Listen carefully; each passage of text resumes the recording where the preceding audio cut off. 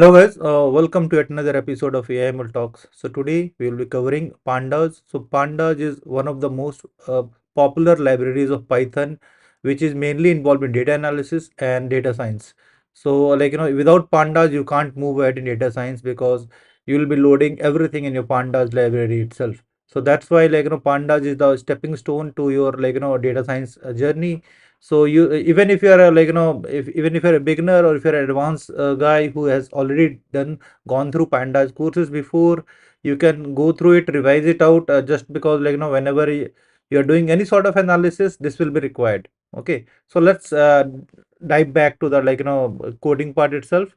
So to install Pandas, so what we need to do is we need to simply the first thing I'll be using Jupyter Notebook today for this tutorial. You can run this code on any ID, yeah, whether Jupyter Notebook, Colab, Google Colab, or even if you're normal Python.py files. Just in Pandas, what happens is lots of visual things are there, so that's why people prefer to use it in Jupyter Notebook. So I am also preferring Jupyter Notebook. Okay, so it's up to you what you wish to use. Okay, so let's start. We'll start by importing the libraries. So if you have not installed Pandas and NumPy, do simple pip install Pandas and NumPy, and that will install your Pandas and NumPy. Okay, so what I am doing here is I am just importing Pandas and NumPy. Both of them I'm doing as a short form, because this is the standard format that everyone uses there. The Pandas will be imported as PD and NumPy will be imported as NP. And then in Jupyter Notebook, what happens is, like, if your data frame is little bit larger, both the rows and columns are little bit larger, then it doesn't show all of them. So what it does is it truncates a particular things. Some of the columns it will truncate. So that's why to show the max column and max rows, I have set this option. So there are other options also that you can check, go and check the Pandas library. So pd.set option, display.max columns will show you like all the columns. So sometimes there are if you import a Pandas library that is having hundreds of columns, and it is going to show you only 10 or 20. So if you are having this display max columns set option, then you will be able to view all of the columns here itself, just by scrolling out there. Same thing for your rows. Okay, then there are certain warnings that keeps on coming. So for that, I am just doing this thing. I'm doing import warning, then like warning dot filter, filter warning ignore. Okay, so this is a standard thing that you will be doing every now and then. Okay, so let's run it. Okay, now in Panda there are two important things. One is series and another is data frame. So Panda series is basically one dimensional array that will hold any type of data, integer, float, string, and object. So it also an index and everything.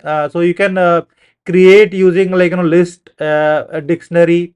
Okay, so let's start working on it. So PD to create a Pandas series, what you need to do is you need to call PD.series. So like from PD we will be calling series function, and then what we are passing here is we are passing a list. So to if you pass a simple list, then it will automatically create the index for it. So the index for this will be 0, 1, 2, 3, 4. Okay, so let's print it out and see how it works. See, the index for this is becoming 0, 1, 2, 3, 4. Okay, just because we have not provided any index out there. So the moment you start providing index to it, the index will be already given. So in this scenario, what I have done is I have provided the list as well as the index. So now the index will be A, B, C, D, E. Okay, so this will be your custom index. Yeah. So apart from a list, you can also pass like a dictionary. The key value will become index, and the key will become index, and the value will become your the value of your series. Okay. So the items of your series. So say this is 1, 2, 3 are series items, and these are the index of that part. Okay. So now let's move to the next part. That is we'll move to the we'll do certain operations. So we are just creating sample series here again. So we'll just run it out. Okay, and then we will access the items. So to access the series item, You can mention S0 also. So S0, if the index is already mentioned, if it there was no index, then like 10th number could have been accessed by like S0.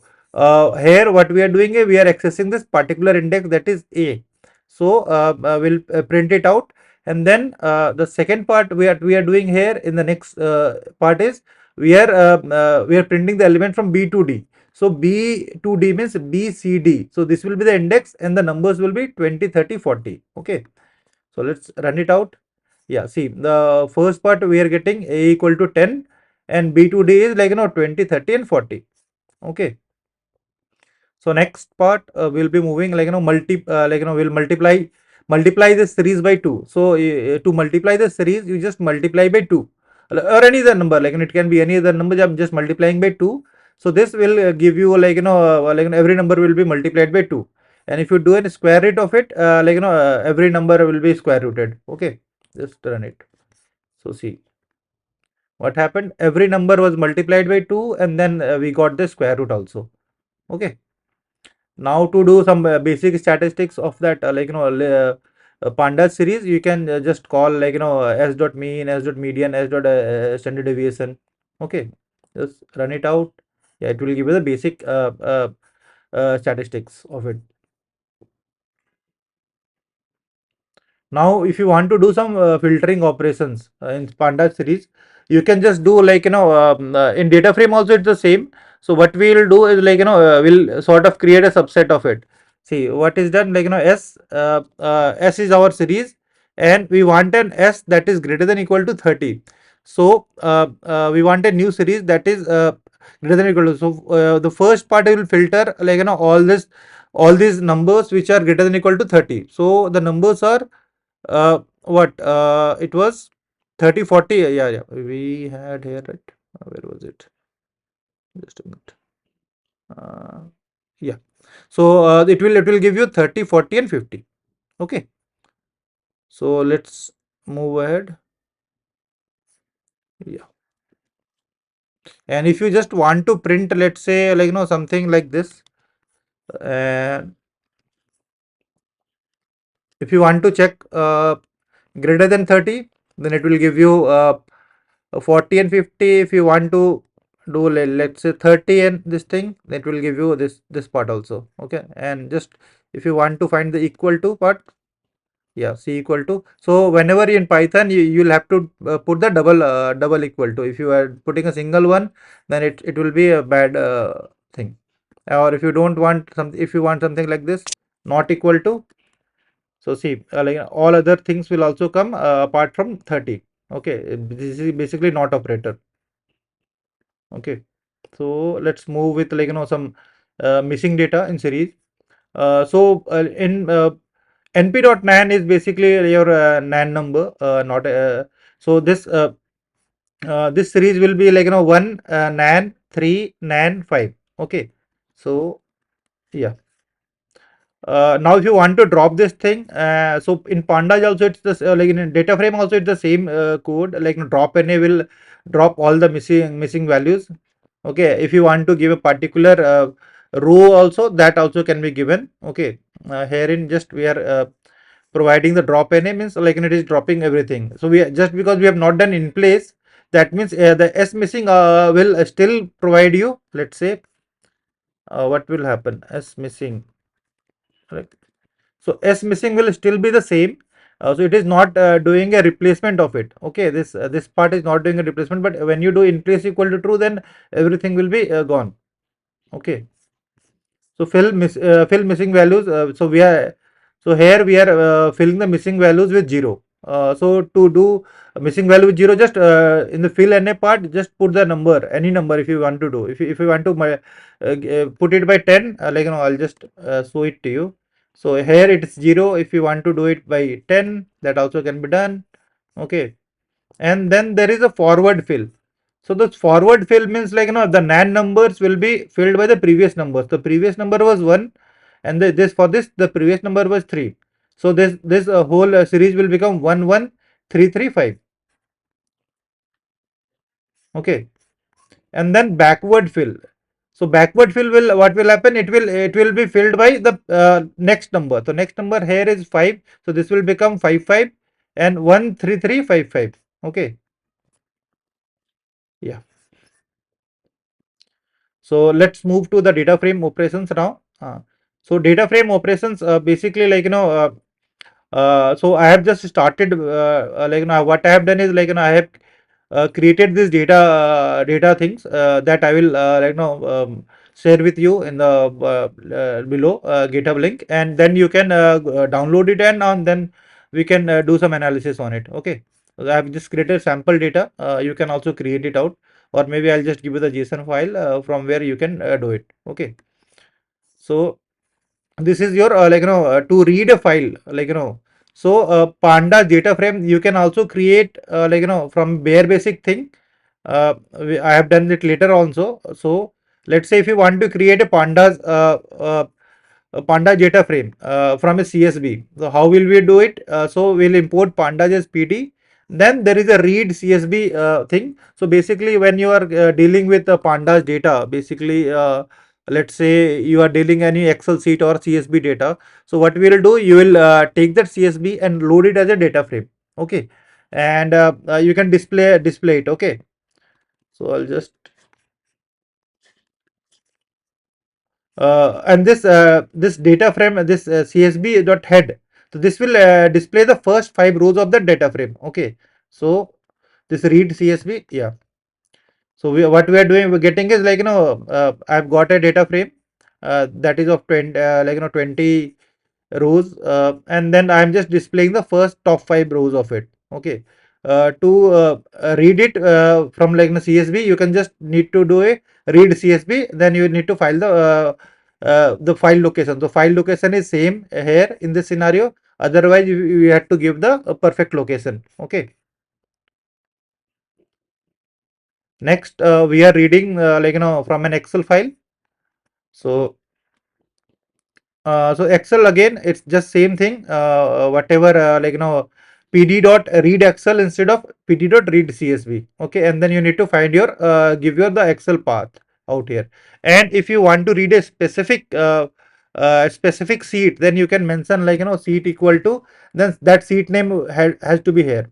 Okay, if you want to read a specific sheet, so that way you can, let's say that you have 10 sheets of a Excel file.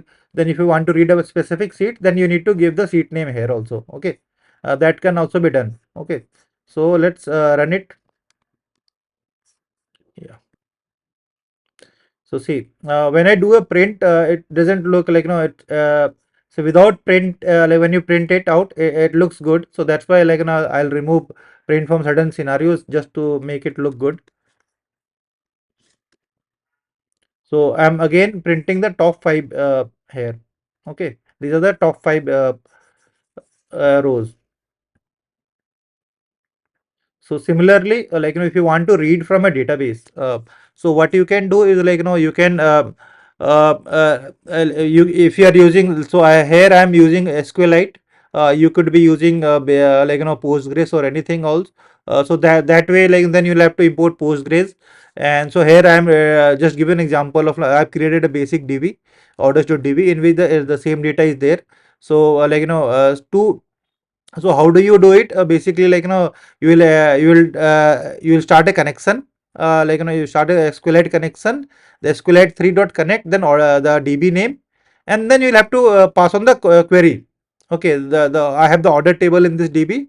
So what I'm doing is, like, select star from orders. So your table name can be anything, student name or anything. Then you'll be doing, or this will be, school.db, and then the table name would be student name. Student details. So select star from student details. That would be your query. So that's based on your thing. Now to, read from a SQL query, you need to do is, df equal to pd dot read SQL. We'll have to pass this query as well as your connection. Okay, so query and connection both will have to pass.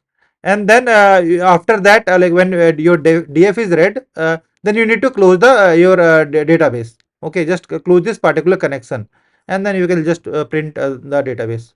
So see here, I have taken 20 rows of this database. This is just a sample database that I have taken. You can take any database and it will read it out for you. Okay. So now the next part is the JSON, JSON file. You can read it from a JSON file itself. So you can do df equal to pd read JSON. So JSON you can need to provide in this format. Every order ID has to be there. It will be a list of dictionaries, and it will read it automatically. Okay. So I'll just read the data. So now my data frame is is there. So let's say see how the my data frame looks like.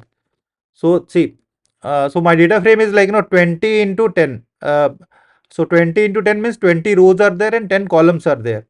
Okay, and then I just don't want certain certain columns. So I'll just remove them up. So see, here we have all the columns are here also. So customer rating is there. So I will just try to delete the customer rating column. Okay, so df.drop will drop that particular column, and then in place equal to true means this change will happen in df also. Okay, so what you need to do is df.drop customer rating. So my customer rating column will be gone now. Okay, now let's check the shape again. So see, earlier there were 10 columns, now it is only 9 column. Okay, so again I'll drop order date also. Now we'll check, we'll have only 8 columns. Okay, so now let's return the top 5 data, top 5 rows. So basically when you give the default part, it will return the top 5 rows. If you just give it only 3, then it will return the top 3 only. Okay, so similarly to return the last 5, you need to do df.tail. So df.tail will return the last 5 of your rows. Okay, and if you want to return the only 3 rows, just give 3, it will return the last 3 only. Okay, now let's move to if you want to know what my columns are about and all those things. So let's do df.info. So df.info will tell you the data, number of columns, or how many columns are there, what type of data it contains. So see, object order id creates an int, customer name is object, product category is object, then unit price is float 62, total amount is float 62, and then there are certain null items also. See, in this every row quantity has 2 null items, shipping status has 1 null item. So that also will use somewhere. Okay, so let's move to the next part. The next part is df.describe. So if you have any problem at any point of time, do pause the video and then type it out at that's how we'll be doing it. Okay, so df.describe will give you all the integer and floating types data. Okay, whether see, order id also it has taken as the integer and integer type. So that's why it is giving data of count, mean, median, and everything for this also. But forget about this part. So for unit price and total amount also, it is giving the uh, this count, mean, median. Okay, so this is how you will check whether how many numerical number columns are there, and what is the data. Some of the sometimes when you do eda for your data science project, you will be looking at whether the maximum range is too much, or whether the minimum is too low out there. Okay, that's how we'll look into it. Then again it's the same thing, so I'll just delete it out. So if you want to know what are the column names of your data frame, just do df.columns, and it will return you the df dot all the column names. Okay, the if you want in a list format, then you'll have to do it in a list format. Currently you can't use it in any variable format because it's a particular index. So to use it in a variable thing, to store all the column names, you can just do it in list df dot columns. And if I want to just let's say save it into a particular thing, a equal to list df dot column, then we can again call a here. See, this is a list of columns. Okay, now I want to rename a column. So rename a column, sometimes what happens is like you will get multiple Excel sheets or CSV sheets in which the column name is not properly renamed. So that you should not do manually, you can do it like through code also. So df dot rename, here like let's say uh, this is like if you want to rename order ID, so this is how you will be doing it. Basically, like in the columns part you will be mentioning this is your old column name, and this is new column name, this is new name. Okay, and then you run it out, and this will automatically whenever we do increase equal to true, so it will just change the df. Okay, so let's see how it is. Now I'll just see. Now order id has been changed to like id. So if I just run the columns part also, there also you can see the same part. Yeah, see, you can see the like whether it is the like we are getting the same id part. Okay, so now let's move to the next part. So herein what we are doing is we are replacing a value in the data frame. So like in the customer name, I'm trying to replace two names, that is Daniel Smith and Lisa Brown as Brown.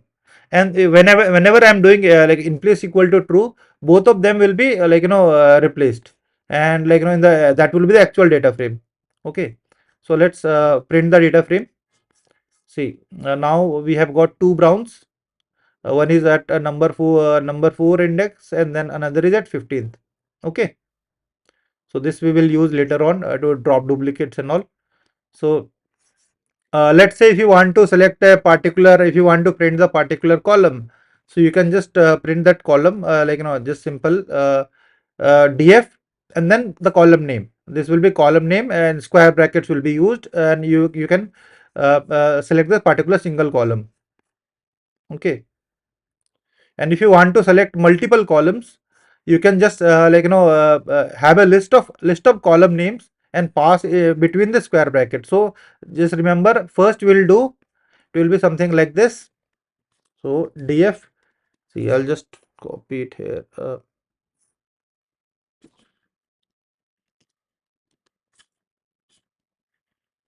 So see, first we need to open a square bracket. Within that square bracket, we pass on the list of column names. Okay, and then run it out. So what we will have is, see, we got multiple columns, customer name and region name. Okay, both of them are there now. Okay, and if you want to add any other thing, total price or something, it was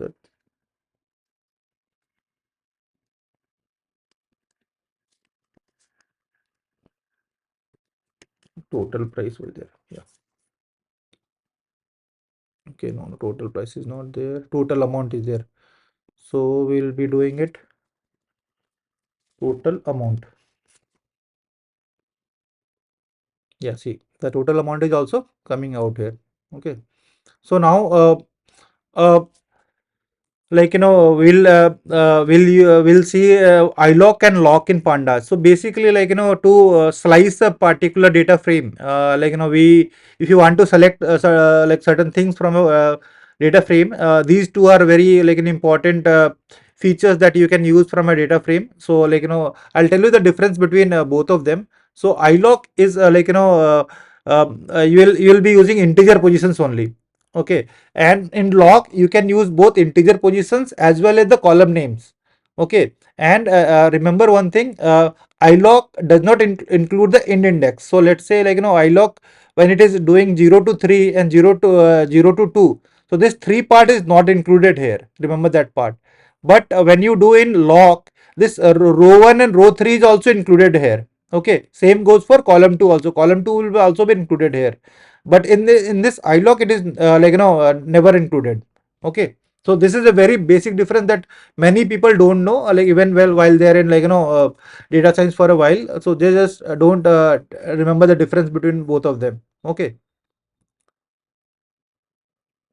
yeah. So let's say when to use what. So basically both of them returns the same more or less same thing. So when whenever you are selecting with iloc, you want to do integer based first 5 rows, first 5 columns, something like that, that will be useful. But for loc, let's say if you want to filter something, a specific like column or something, then you will be using loc. Okay, so let's move to the examples, and then you will be looking at how it works. Okay, so the to get the first row, we'll just print iloc 0. Okay, so see, iloc 0 is giving me the first row, that is Sarah Johnson, id, id is given, product category is given, and this is given. Okay, now let's say if I want to do the first 2 rows, see, remember in df iloc, the last part is not included. That means this 2 is not included. So only which rows will be printed? 0 and 1. Okay. So see, 0 and 1 are printed, not the second part. Okay. So let's say I'll just remove the print. Yeah. So 0 and 1 are printed.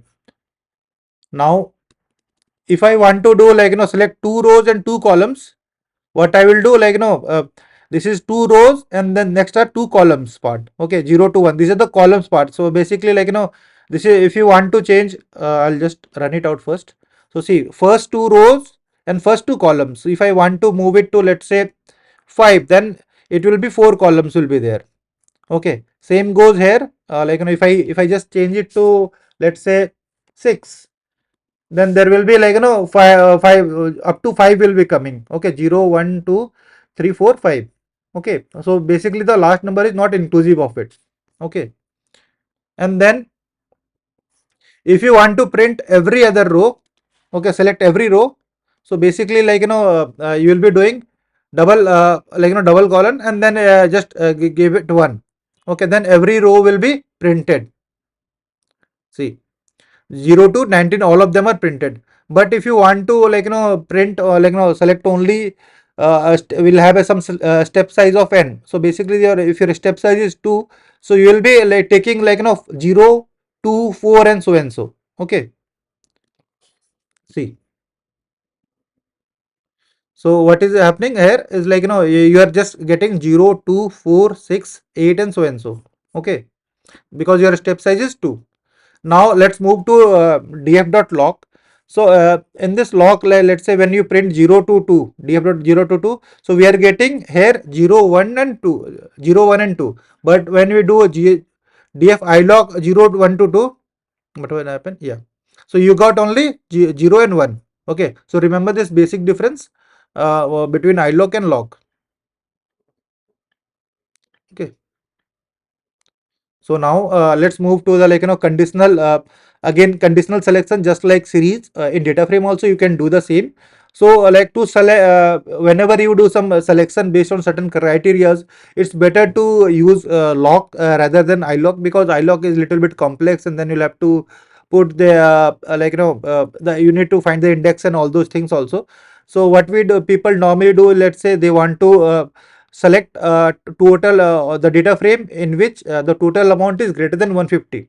So what they will do, they will write a conditional statement inside that log. So first they will write df.loc, then df total items should be greater than 150. Okay, now see, so what is happening now, we are only getting the rows in which the total amount is greater than 150. See, every row has greater than 150. Now if I use the same reverse thing, what will happen? I'll get the the amount which is lesser than 150. Okay, and you can do it the same thing for any other just a minute. Okay,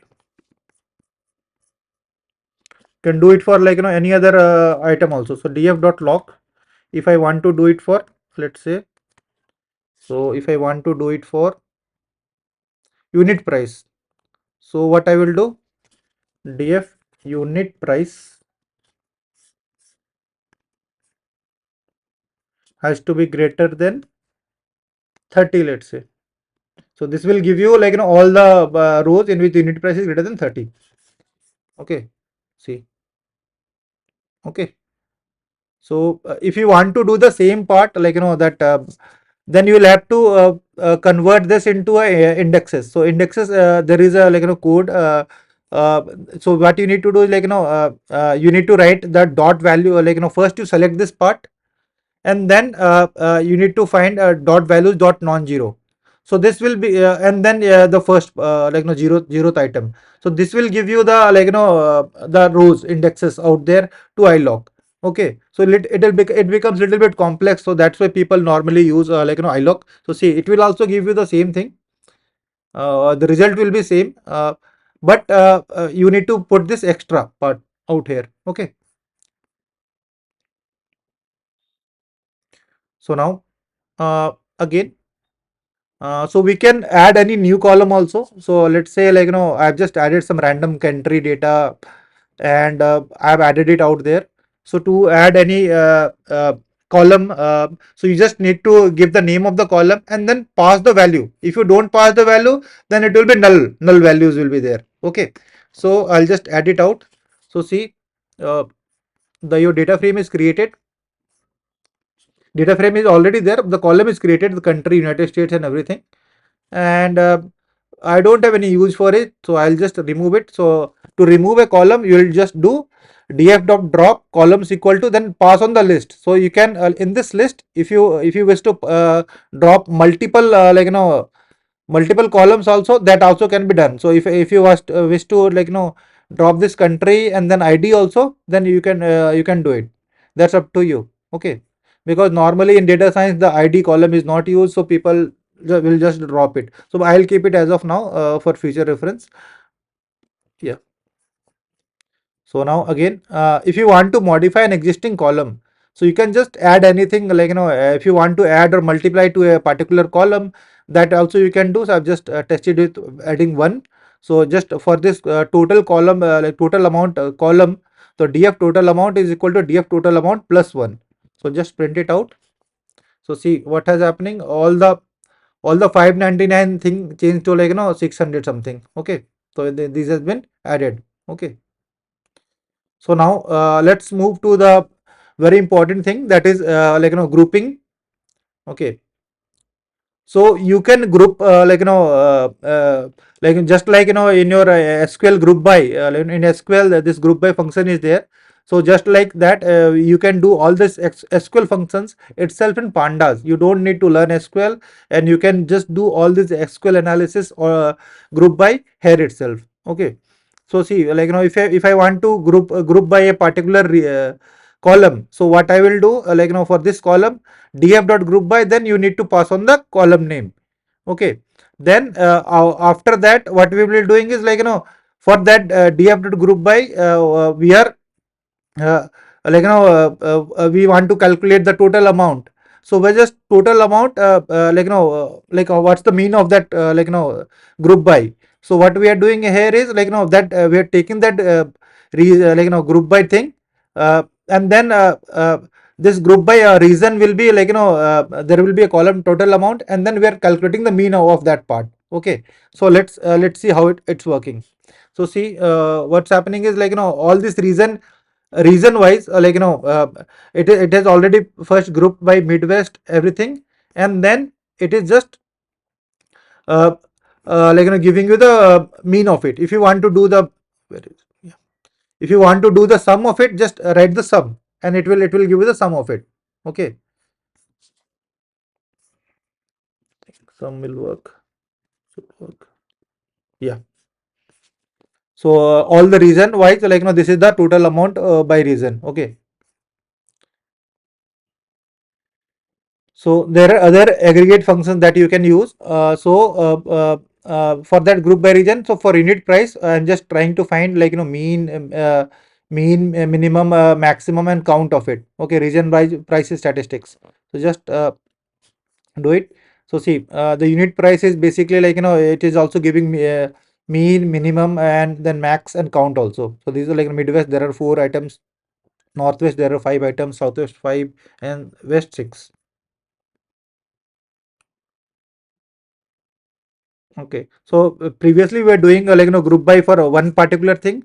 Now we can do it by for two of the categories also. So for that you need to, like, for single item you don't need to pass a list, but for multiple items you need to pass the list, and then whatever you wish to do with it. Okay. So see, uh, how it is coming, that, like, uh, I'll just have it in a better manner. Yeah. So Midwest, like, people are, like, total amount spent on clothing is this much. So Northeast, there is, like, one product category that is blank. So for blank category there is $40 spent. For electronics this much is spent, and so and so. Okay. So one more thing, like, if you want to filter the regions, like, if you want to particular do a, like, so this filter of, you can use the filter operation also. So like, if you want to filter that a particular region has, like, uh, how many regions has total sales greater than 1,000. Okay, so for this unit price it. Okay, so unit price, or you can write now total price also, you can just do it like, total price.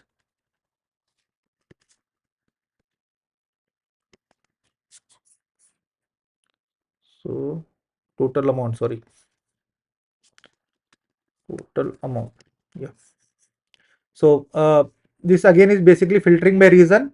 Then this filter, like, grouping by region, and then we are having a lambda function. So this lambda states that, like, lambda x such that x of total amount, just sum will be greater than 1,000. Okay, so just print it out. Yeah, see. So only, like, what is happening, total amount, no, all, I think all of them are, like, okay, no, some one reason is not there. So I think this is 4, number 4 is not there. Yeah, number 4 is not there, number 8 is not there. I think one reason is not there, southeast or something. Southeast is there, northeast is there, west is there. One reason is not there, midwest. Yeah, midwest, I think midwest, the cost is, like, less than 1,000. So that's why Midwest is not there, and rest of the regions are here. Okay, fine. So now we will be using, like, apply function. So this is apply function is something that, many of the experienced data scientists also don't use it, like, regularly. So to if you want to do some changes to a particular column, so we'll be using, like, apply function. So like, instead of this apply function you can write a function also, and then pass on that function here itself. Okay. So for this, like, let's say I want to uh, apply an uppercase to all the items of that, column. So for this customer name, what we are doing out here is, we are just applying a lambda function in which x dot, all the x is uppercase. Okay. So see, we'll see how it is. See, the customer name is now uppercase out here, because we have just applied this lambda function. The lambda function, what lambda function does here is, lambda x is such that x will become upper. Okay, if you wish to change it to lower also, then also you can do the same thing. Okay. Okay. And then, like, we'll group by reason, and then calculate the total average amount. Okay. So this group df will, like, check the total average amount of that particular reason. Okay. So let's see. Yeah. So so it is giving, like, average amount of that every region. So Midwest is 120, Northeast is 728, Southeast is 258, West is 278. Okay. So now we'll move to very important function. So what happens, like, in data science is that, like, people don't get like, single CSV to work upon, so they will keep on getting multiple data points, and then what happens that, they need to combine them up. So both this order.csv and order data CSV are same thing. Like, so what I have done is, like, I've taken same thing, basically means, like, order.csv has the same, like, column names, this, like, up to 120 it is there, like, 1020 it is there, and then order data CSV, like, I started from like 1021 and so on. So there can be multiple things also. So I'm just showing on only two things out here, only two CSVs. So in these two CSVs, we'll load the CSV, and then we'll do the concatenation. So what I want is like a single data frame in which all the like 25 data is there. Okay, so we'll just do it.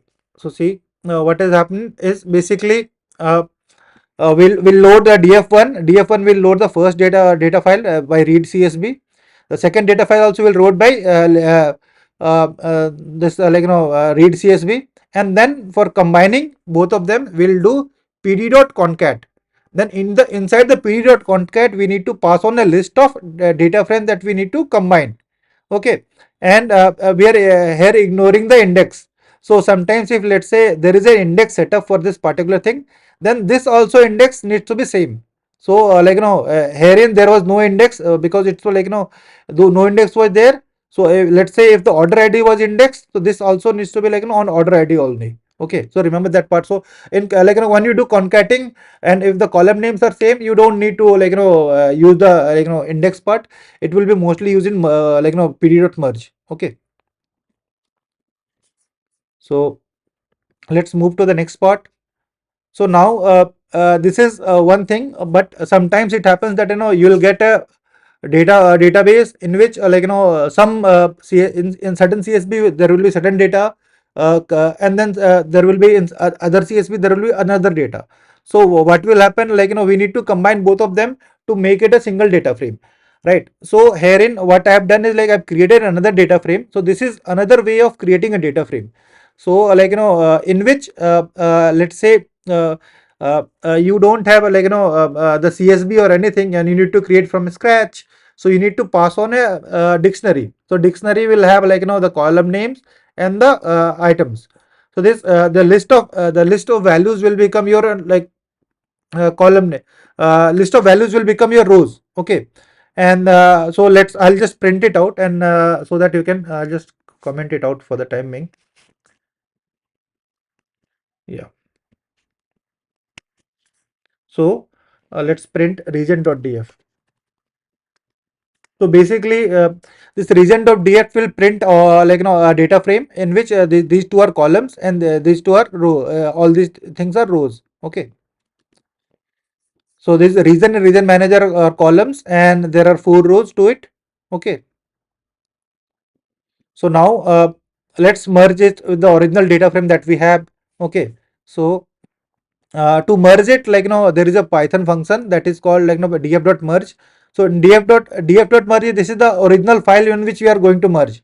So df is my original data frame on which I am going to merge this region df.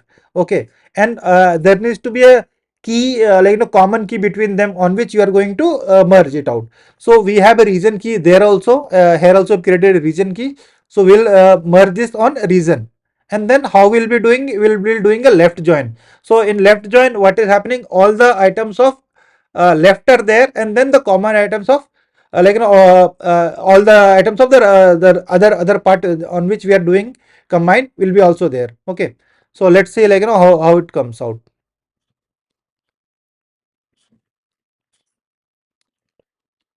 So see what has happened, all the items of data frame is already there, but now we have got another column with region manager. So wherever there was northeast, wherever there was a northeast, this was there. But let's say instead of northeast, one column was n, and there was no, because just because in our data frame there is no n out there in this region df. So then what will happen, there will be a blank data out there. Okay, that will be a null value. So in which in this scenario every data point is there. So northeast, region northeast, the manager is John Doe. West Jane Smith, southeast Elisa Brown, and west again Jane Smith, and so and so. Okay, so again so let's move to the next part. So we can also sort our data frame for a particular column. So let's say if you want to sort by a particular column, then you will be using df.sort values. By which column name you need to give? You need to give either ascending equal to true or ascending equal to false, depending on your use case. So let's see how it's working. So see we have given descending equal to ascending equal to false. So basically that means descending equal to true. So here is happening is like descending is equal to true is happening, and the higher amount is first, then it will keep on going lower. Okay. Uh, so next part again. So if you want to do like remove duplicate rows, let's say sometimes what is happening is like certain customer ID, let's say 101 is repeated again, and you don't want to use that data, because in machine learning you don't want to have a duplicate data. So what we will do, you'll be doing a drop duplicates out there. So you want to remove the duplicate items also, duplicate items also. Okay. So in our original data frame, if you remember, there were two common brown names that we did it. So I'll just show it to you so that you are aware of it. So data frame. So see, 15 is brown, and then 4 is also brown. Okay. Then if I do the if I do the data duplicate df, see the 15th row is gone now, and the first only the first part that is there brown, that is remaining. The remaining is gone. Okay. So this is how you will drop a. So the next part is binning of amount. So basically sometimes in while doing EDA, you will be looking at a particular data frame, and then if you want to categorize, subcategorize it into bins and all. So you will want to check whether your particular whether it is, if it is in how many of them are lying in this particular bin. Let's say you want to have a salary column or something like that, and you want to check how many of them are less than 6 lakhs, how many of them are between 6 to 10, and so and so. So you can do some EDA out there based on this is sort of a grouping thing, but you will create a new column in which you will have this bin names, and then you can do EDA based on it. Okay. So to use it, you need to first mention a list of bins and then the labels for it. So bin number will be one higher than the labels. So bin is basically 0 to 200 will become low, 200 to 500 will become medium, and 500 to infinity, this is float INF is infinity, will become high.